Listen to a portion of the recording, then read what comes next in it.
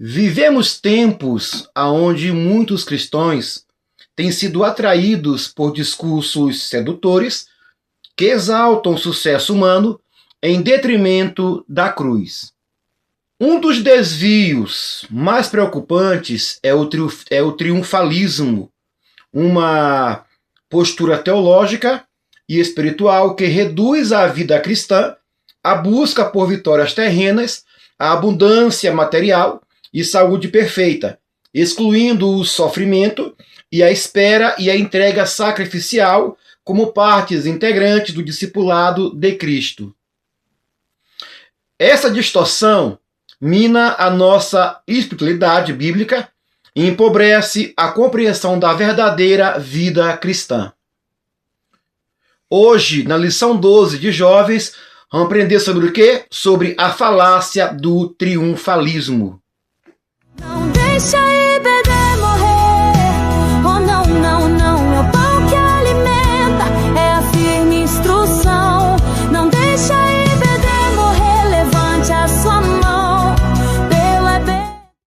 Meus irmãos, tudo na paz, tudo na bênção, que o nosso bom Deus te abençoe e te guarde, em nome de Jesus. Irmãos, chegamos hoje à lição 12 da classe de jovens, que tem por tema a falácia do triunfalismo. Estamos já chegando na reta final do trimestre, né?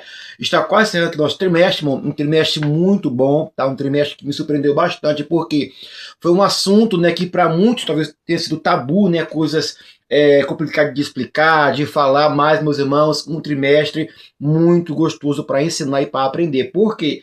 Porque o trimestre dos jovens que estamos agora aprendendo, ele está para nós trazendo, né, combates ideológicos, tá? Ideologias, né, e ensinos que tem cada vez mais se tornado uma oposição ferrenha contra a palavra de Deus. E você, professor, que está aqui no nosso canal, meus parabéns, tá?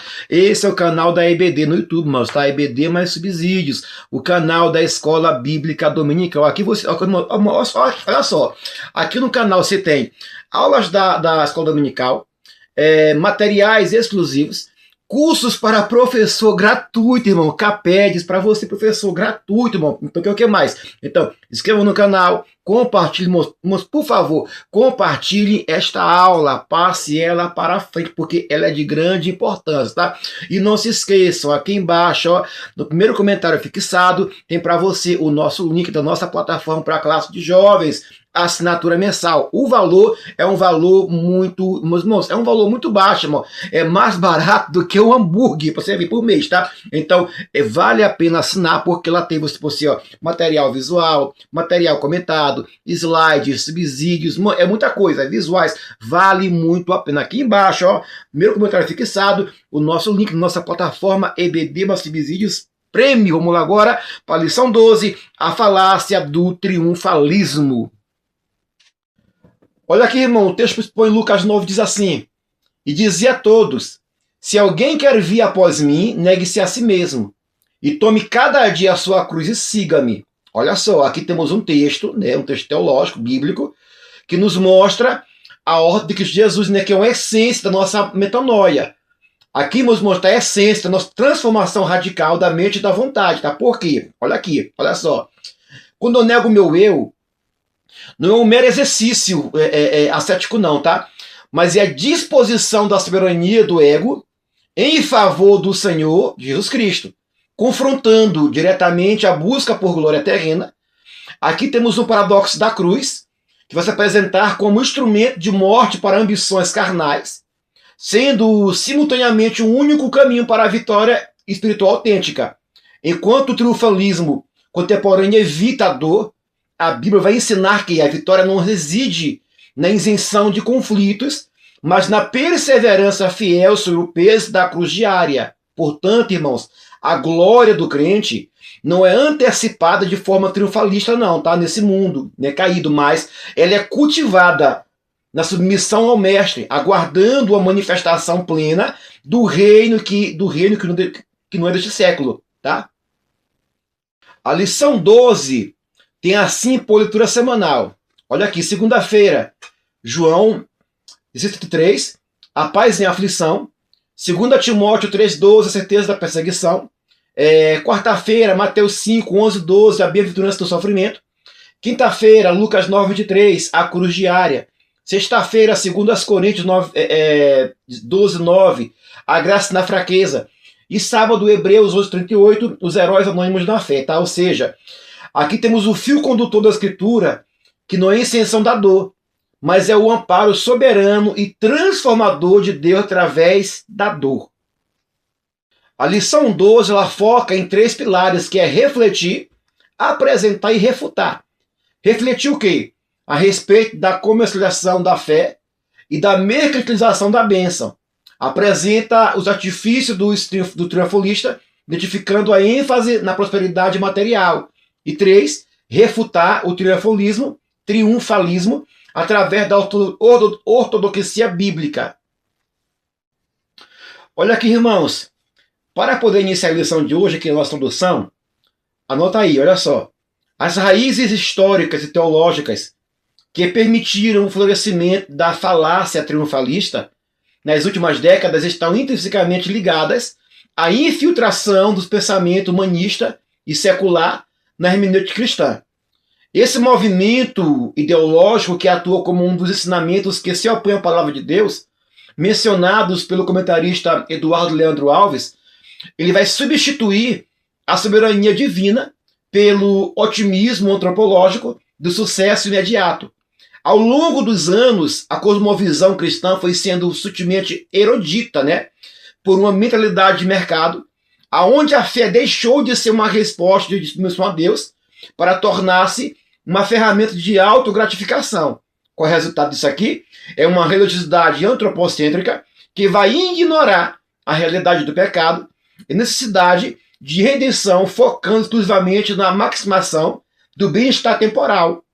Essa ideologia, disfarçada de vitória, é na verdade um desvio perigoso que afasta a igreja de sua verdadeira missão profética no mundo, irmãos. Nesse contexto de engano, torna-se imperativo resgatar a distinção clássica entre a teologia da cruz, e a teologia da glória, fundamentais, para a saúde da nossa doutrina cristã.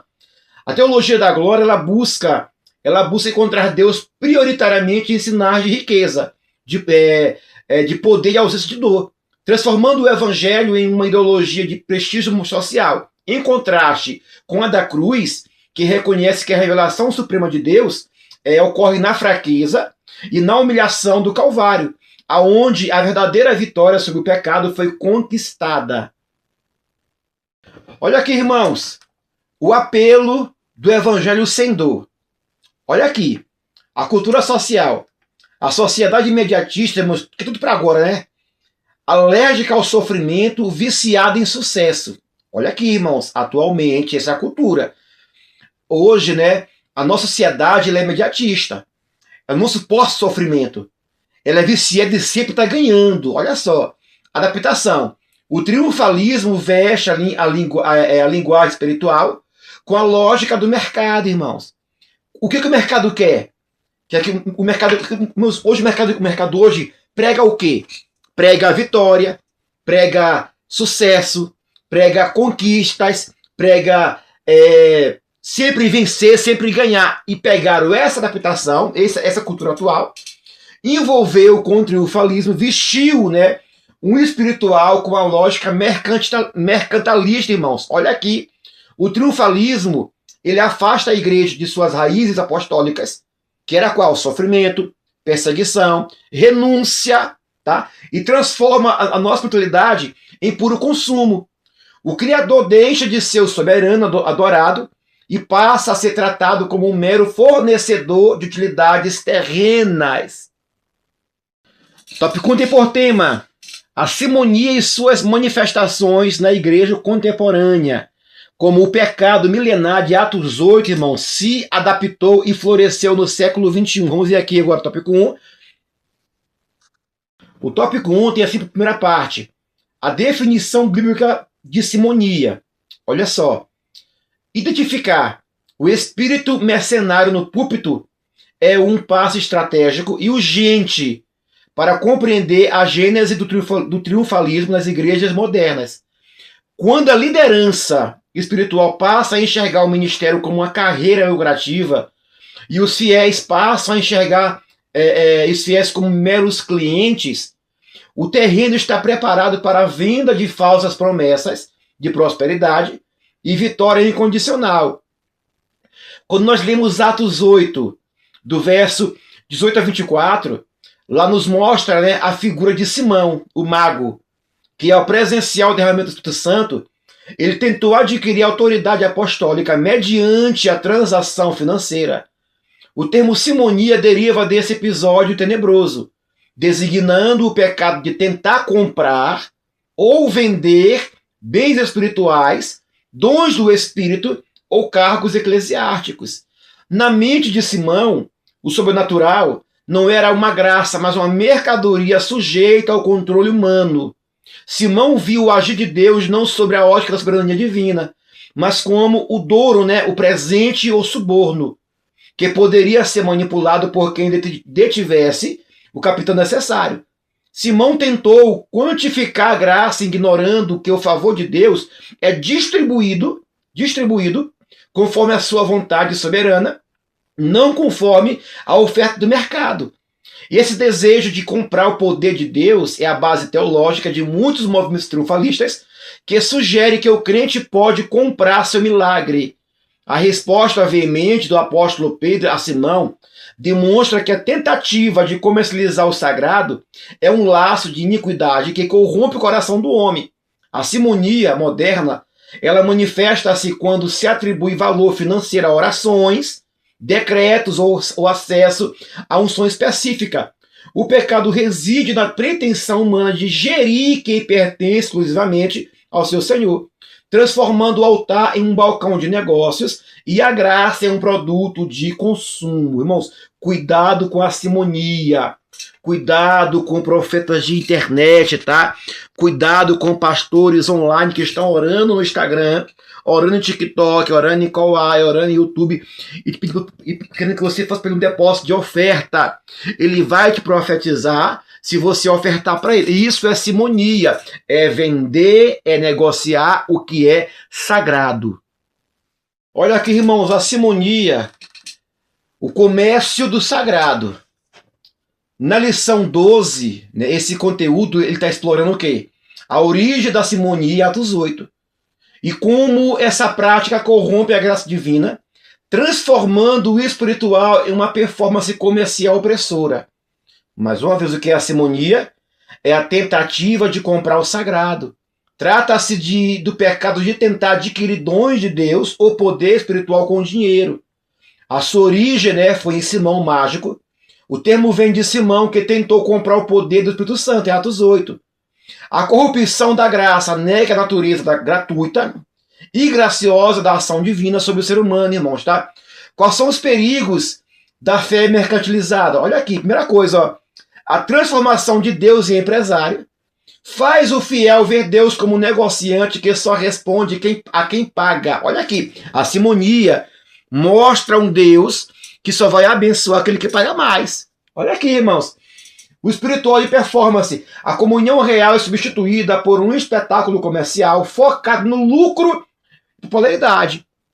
Jugo legalista e opressor. Ensino fiel a investir por retorno, gerando culpa e frustração em tempos difíceis. Agora aqui, irmãos, a comparação entre a verdadeira fé e o espírito simoníaco. Olha aqui, olha só. A fé genuína, ela tem graça e arrependimento. E o espírito simoníaco, a moeda de troca é barganha. Para chegar até Deus, né, na fé genuína, é por arrependimento e por graça. E na simonia é como? Através de troca de moeda e barganha. Na fé genuína, a mensagem tem um foco que é qual? Cruz e renúncia. E na simonia, é prosperidade material e lucro. Na fé genuína, liderança é serviço e humildade. Na simonia, liderança é espírito mercenário e espetáculo.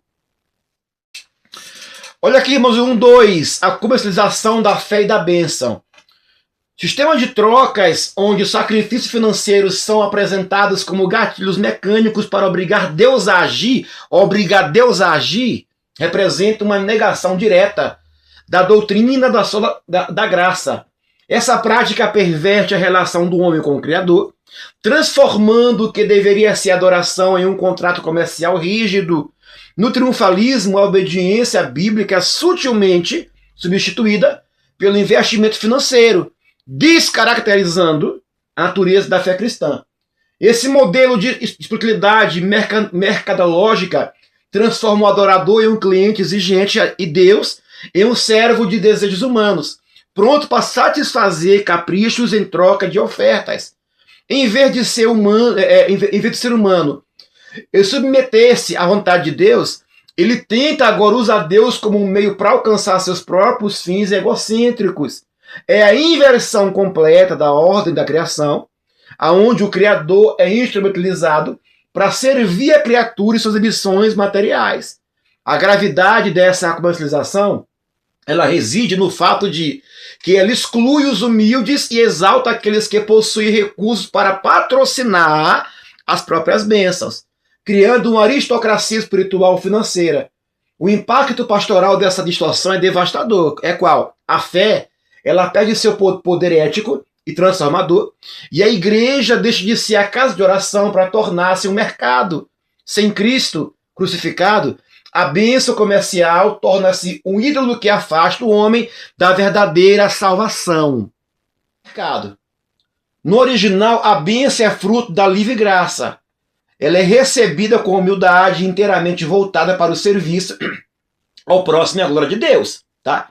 E no mercado, campanhas de fé condicionam milagres e doações financeiras e ofertas específicas. A bênção divina é corrompida e transformada em uma misericórdia. Eles pegam a bênção, convertem a bênção em uma de troca. Quando a igreja vincula milagres e metas financeiras, o evangelho sofre reificação, coisificação. A graça imerecida é rebaixada a uma mercadoria condicionada ao mérito ou investimento humano, assemelhando-se ao desastroso sistema de indulgências da pré-reforma, irmãos. Que era assim, quem cobrava indulgência para a salvação? Me diga aí, antes da reforma. Então tá aqui, tá? Então tem muita igreja hoje evangélica, tá? Que estão vivendo nessa prática de comercializar a fé e a bênção. Quanto mais você dá, mais você será abençoado. Irmãos, isso é falácia. Olha aqui, 1 parte 3. O espírito mercenário na pregação. Meu Deus do céu. Há mercenários nos púlpitos. Há mercenários nos púlpitos. Ouça aqui. A homilética contemporânea, a de hoje, contaminada pelo triunfalismo, tem se voltado para o entretenimento e o lucro, abandonando o compromisso com a exposição fiel da Escritura Sagrada. Pregadores mercenários não são rentáveis. Pregadores mercenários evitam temas como pecado, temas como arrependimento e cruz, pois tais conceitos não são rentáveis, nem atrai as multidões ávidas por autoafirmação. A mensagem é customizada para poder agradar aos ouvidos e manter as arrecadações em alta, custe o que custar a doutrina. O Novo Testamento estabelece um contraste nítido entre os mistos, o galardão bíblico ou recompensa divina, e o lucro ganancioso denunciado pelo apóstolo Pedro em sua segunda epístola, 2 Pedro 2,3.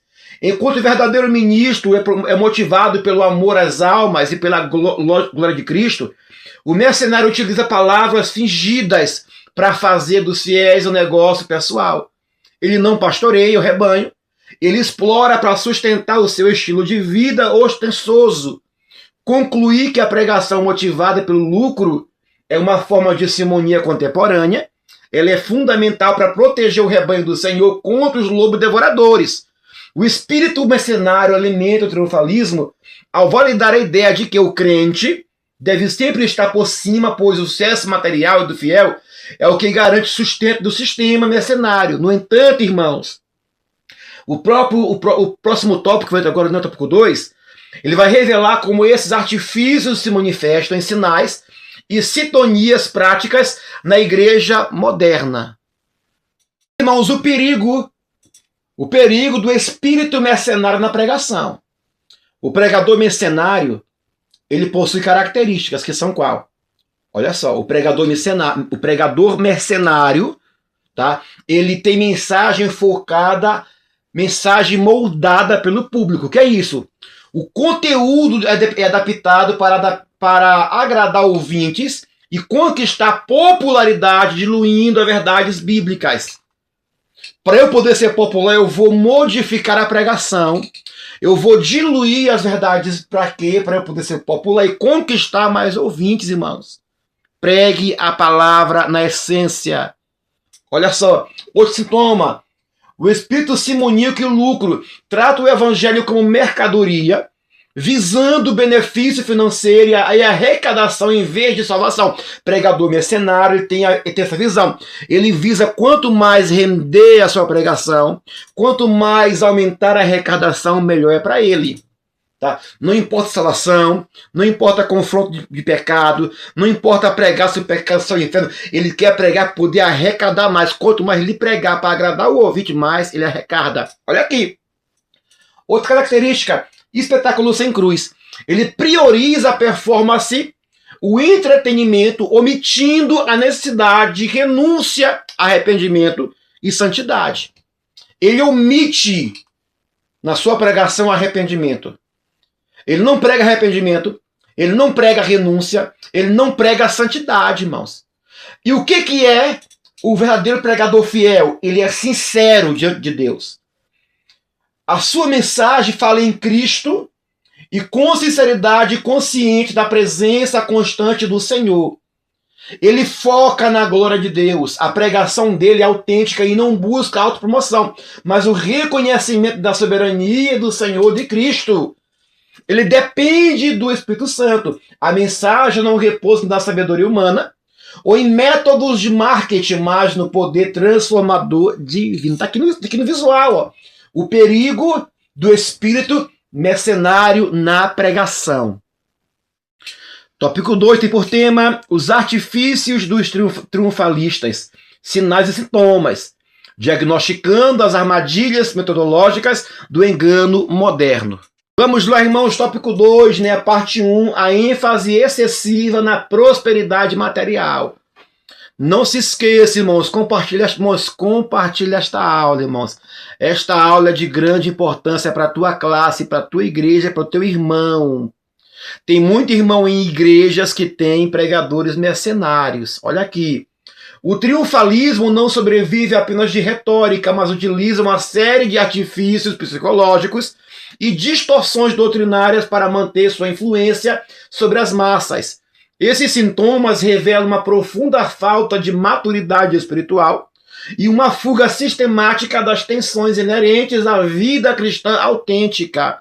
Olha só, a ideia de que a riqueza financeira é o termômetro definitivo da espiritualidade de um indivíduo é uma das maiores falácias do movimento triunfalista moderno.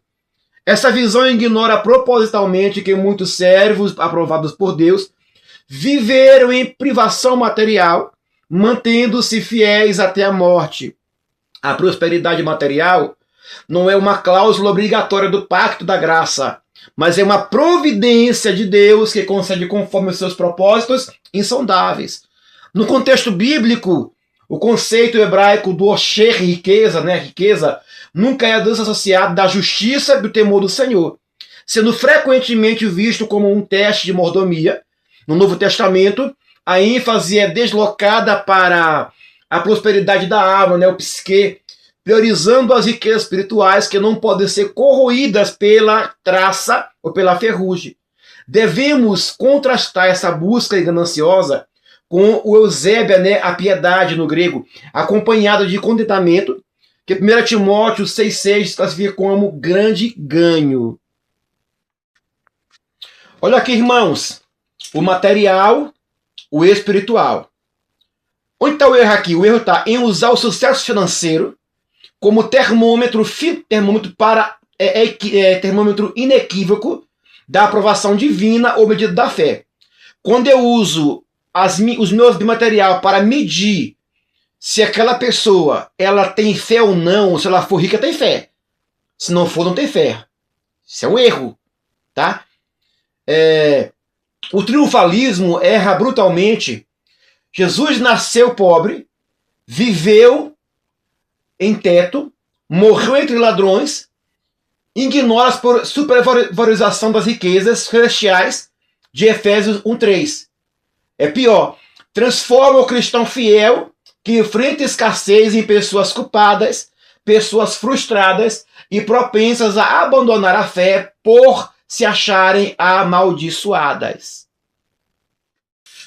Olha aqui o 2.2, a doutrina da confissão positiva, irmãos. Olha isso aqui. A falácia de que a palavra humana possui poder criativo absoluto é um pilar central do movimento triunfalista, elevando a criatura ao status de divindade. Segundo esse ensino herético, o cristão pode decretar sua realidade e Deus estaria obrigado, olha aqui, irmãos, obrigado a materializar cada declaração proferida. Essa doutrina ignora a soberania de Deus e transforma a oração de petição em uma ordem imperativa dada a Deus. Uma ordem. Existe uma distorção acadêmica e espiritual dos conceitos de logos e rema por parte desses ideológicos do sucesso. Eles ensinam erroneamente que o crente pode transformar qualquer desejo em um rema criativo. Contudo, no Novo Testamento, a rema é sempre uma ação de Deus, comunicada ao homem, e nunca o contrário. A palavra do crente não tem poder intrínseco para criar realidade. Ela deve estar sempre submetida à vontade de Deus revelada. Essa confissão tem um perigo, qual é? Que a carga psicológica insuportável que impõe ao indivíduo. Se a bênção não se manifesta, a culpa é atribuída a uma confissão negativa. E isso anula a graça divina e transforma a fé em uma força metafísica manipulável pela vontade humana. Precisamos, irmãos, reafirmar que a nossa confiança repousa no caráter imutável de Deus e não na suposta eficácia de nossas fórmulas verbais ou decretos presunçosos. Aqui, olha isso aqui. A falsa premissa e modelo bíblico. Na falsa premissa, o decreto é humano. Eles obrigam Deus a agir para ter um resultado garantido. Irmãos, isso aqui é falso, irmãos. Tá? Eu obrigar Deus. Quem somos nós, irmãos? Quem somos nós para decretar algo para Deus? Quem somos nós? Agora, qual é o modelo bíblico? Oração fervorosa. A vontade é soberana, é de Deus. Resultado, ele é perfeito. Derivada de filosofias do novo pensamento, a confissão positiva usurpa o poder criador de Deus. Ela deforma a oração bíblica, que deve ser de submissão. Seja feita a tua vontade, transformando a oração em um encantamento mágico. O Criador é desrespeitosamente rebaixado a servo das palavras da criatura. Meu Deus, isso é muito sério, irmãos. Sério demais. Eu rebaixar Deus às minhas palavras. Misericórdia. Olha aqui o 2.3. A negação da realidade, sofrimento e perseguição. O triunfalismo tenta apagar da Escritura a realidade de que o cristão nesse mundo caído enfrentará inevitavelmente aflições e perseguição. Isso é inevitável, irmãos. Perseguição, luta, aflição faz parte do dia a dia do crente. Ao prometer uma jornada sem dor, essa ideologia contradiz frontalmente as palavras de Jesus em João 16, A promessa de Cristo não é isenção de problemas, mas é sua presença confortadora e a garantia de que nele já vencemos o mundo espiritual e o pecado. Em termo grego, nectilips, tribulação, pressão, angústia, é utilizado excessivamente no Novo Testamento para descrever a experiência normativa do povo de Deus. O sofrimento, ele não é necessariamente um sinal de pecado ou falta de fé, mas pode ser a consequência direta de viver de forma santa em uma cultura hostil. Negar o tilips, o sofrimento, é preparar os jovens para o naufrágio espiritual, quando as tempestades inevitáveis da vida os alcançarem. Temos de compreender que o sofrimento é parte integrante da jornada cristã e é fundamental para a santificação e para o nosso crescimento do caráter. O triunfo real não é a ausência da dor, mas é a fidelidade mantida em meio à dor. Para entender o verdadeiro significado da vitória bíblica, devemos recorrer à história e à cultura da época apostólica, o que faríamos na sessão especial, né, no próximo tópico, tá bom? Sobre como refutar o triunfalismo. Olha isso aqui, irmãos, a falácia triunfalista, expectativa versus realidade. Uma distorção que nega a realidade bíblica ao prometer uma vida sem sofrimento. A ilusão, né? O cristianismo sem dor. Uma abordagem que prega apenas vitórias, abundâncias e ausência total do sofrimento. Negação da realidade bíblica. Eles ignoram a advertência de Cristo sobre as aflições, necessidade de tomar a cruz. E a fé, como fórmula mágica, transforma a oração em um decreto humano para poder obrigar Deus a agir conforme desejos pessoais. Realidade bíblica, a cruz é o centro. A verdadeira fé está enraizada na dependência de Deus e no valor redentor do sofrimento. Vitória na perseverança. A maior vitória não é a ausência de lutas, mas a fidelidade mantida em meio a elas. Tá? Autoridade espiritual. O segredo cristão não é confiar e crer que a graça de Deus é suficiente. Mesmo sem entender, perdão, irmãos. O segredo é confiar, tá? E crer que a graça de Deus é suficiente, mesmo quando não consigo entender o porquê dos meus problemas. Tópico 3, refutando triunfalismo, restaurando a âncora da ortodoxia bíblica pentecostal diante do engano. Para poder fechar a lição de hoje, tópico 3, né, a primeira parte, o equilíbrio entre a soberania de Deus e a responsabilidade humana. Olha aqui, o triunfalismo comete o erro crasso de tentar subjugar a vontade divina através de rituais, atos proféticos ou decretos humanos, como se Deus fosse um gênio da lâmpada à disposição dos desejos dos fiéis. Biblicamente, a fé não é uma moeda para manipular o céu, mas uma resposta da confiança plena à revelação soberana de Deus. Devemos reconhecer que o Senhor é livre e seus atos são pautados por sua própria sabedoria.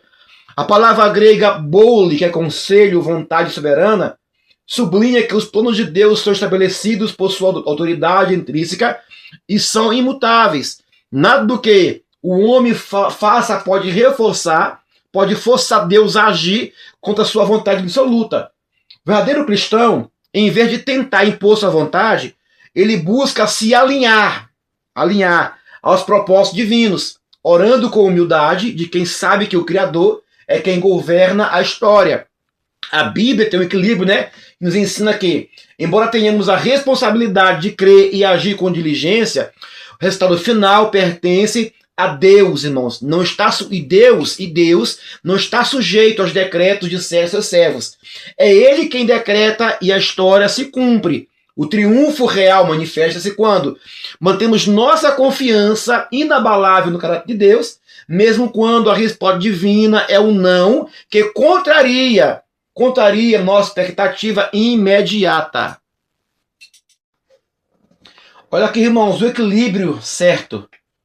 De um lado, Deus com sua soberania, de um outro lado, a nossa responsabilidade. O governo de Deus é absoluto, Deus reina sobre todas as coisas e realiza o seu plano conforme a sua vontade. E o ser humano, o homem, ele tem que ter resposta em fé e obediência, porque o homem é responsável por responder a Deus com fé, submissão e integridade. Tá? A resposta de Deus. A vontade divina prevalece e sua resposta pode ser sim, não ou ainda não, irmãos. A nossa parte é qual? É permanecer na oração e cumprir seus deveres bíblicos ativamente. Deus mantém a história firme. De que maneira? Deus dirige o curso da história do homem e sustenta todas as coisas por seu poder. E o homem, ele tem de continuar firme, obedecendo aos preceitos bíblicos, mesmo sem entender o processo divino. Por quê? Olha aqui, tem um pilar, que é Deus soberano e a nossa missão. Tá? No Deus soberano, o foco principal é qual? A vontade e o plano divino, que vem prevalecer a vontade de Deus, que gera em nós o quê? O resultado de descanso e confiança. Na nossa é a responsabilidade humana. Quando o nosso foco é fé, oração e obediência. Para quê? Para termos uma ação e uma vigilância, tá? Quando Deus ele está trabalhando, a minha parte é aprender a esperar. Se Deus está em silêncio, eu não posso querer decretar contra Deus. Tenho que continuar confiando, continuar perseverando, continuar obedecendo, continuar esperando a resposta certa no tempo de Deus. Aqui no 3, parte 2, a valorização da cruz, sofrimento e redentor. Eurico Bigsten, ele defende que a santificação profunda e o amadurecimento espiritual ocorre frequentemente na fornalha da aflição, que difere do triunfalismo, que foge da dor, né? Os pioneiros do nosso movimento pentecostal entendiam que o sofrimento é uma ferramenta pedagógica de Deus para forjar o caráter de Cristo em cada salvo. A cruz não é apenas um evento histórico, mas um estímulo de vida presente. O termo grego estauros, cruz, simboliza a morte do ego, submissão incondicional a Deus, sendo o marco do discipulado autêntico. Sem a cruz, irmãos, a vida cristã torna-se superficial e carnal, desprovida de verdadeira unção. A cruz nos ensina que o caminho para a ressurreição e para a glória passa obrigatoriamente pela morte das nossas próprias ambições e desejos carnais. Valorizar o sofrimento redentor significa que as cicatrizes da obediência são mais valiosas do que os troféus da vaidade humana. O triunfo do crente não é a evasão da dificuldade, mas é a manifestação de frutos como a longanimidade e alegria no Espírito Santo, em meio às piores circunstâncias. A cruz é o símbolo da nossa vitória real. A vitória sobre o domínio do eu em favor do domínio de Cristo. Olha aqui, irmãos. O verdadeiro triunfo de Cristo foi conquistado na cruz. Não há coroa sem cruz, não há atalhos. Olha aqui, a jornada aqui, ó. Fala assim, Filipenses 3:10. Nota aí. Conhecer Cristo, o poder da sua ressurreição e a participação nos seus sofrimentos, tá? O sofrimento, ele é a parte da identificação com Cristo. Ele não é sinal de derrota, mas de fé autêntica, irmãos. Olha aqui. A cruz não é apenas um meio de salvação. Ela é o método constante do nosso discipulado. O sofrimento bem suportado nos conforma à imagem de Cristo. Fugir da cruz diária é fugir da glória vindoura. A espiritualidade autêntica se molda na fornalha da aflição, onde a autoconfiança morre para que o poder de Cristo repouse sobre nós. Tópico 3, parte 3, a pureza da pregação e dependência do Espírito Santo. Para refutar de forma eficaz o triunfalismo, é necessário um retorno urgente ao modelo apostólico de dependência total do Espírito Santo. O poder que movia a igreja primitiva não adivinha de técnicas de marketing ou promessas de riqueza, mas de manifestação genuína do Espírito, que convencia do pecado e operar milagres para a exaltação de Cristo. O foco era a glória de Deus e não o lucro do pregador. O verdadeiro triunfo na jornada cristã é medido pela plenitude do fruto do Espírito e não pelo acúmulo de riquezas. O pneuma nos conduz a uma vida simples, de intercessão e dependência constante do favor divino. Quando a igreja se afasta dessa dependência e passa a confiar em estratégias triunfalistas humanas, ela perde sua autoridade espiritual e torna-se apenas uma instituição oca. A pureza da pregação pentecostal exige a apresentação do evangelho total, né, que é o qual? A promessa de vida eterna, mas também o chamado para o sofrimento por amor de Jesus Cristo. O verdadeiro triunfo é permanecer fiel até o último suspiro, independentemente de estarmos em trono ou uma prisão. Esta compreensão nos prepara para enfrentar as falácias do nosso tempo com a firmeza de quem está fundamentada na rocha. A unção do Espírito Santo, a palavra pura, Cristo e a cruz. Está aqui. Esse era o modelo apostólico. Pregação ungida, não buscava lucro, fama, mas salvação de almas. Tá? Esse é o modelo. Unção do Espírito, palavra pura, na essência, Cristo e a cruz. A verdadeira pregação pentecostal é querimática, né? É proclamação fiel do rei. E não culto gospel de autoajuda. O poder não reside no carisma manipulativo humano, mas na palavra pura acompanhada da demonstração genuína do Espírito. O pregador é um arauto, não um vendedor de milagres. A pregação autêntica visa confrontar o pecado, edificar os santos e exaltar a cruz de Cristo Jesus. Conclusão. A renúncia ao triunfo mundano é o passaporte para o triunfo eterno.